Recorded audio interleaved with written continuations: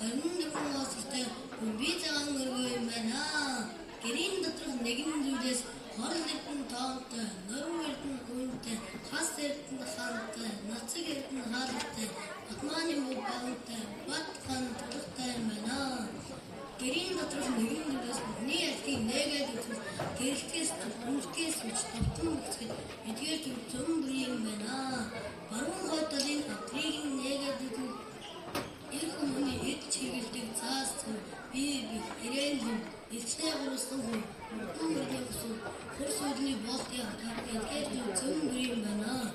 Зүүн хойдолын априйг нээгээд үзвэл хой хойгоор тарфон зундаарцай хот овгоор зэмдгээр эдгээр зүйл зөм бүрийн юм байна.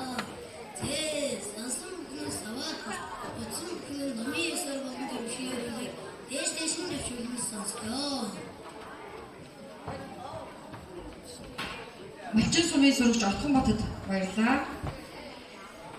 Ердөө боловсролын 5 дугаар сургуулийн хамтлаг гоё магтаал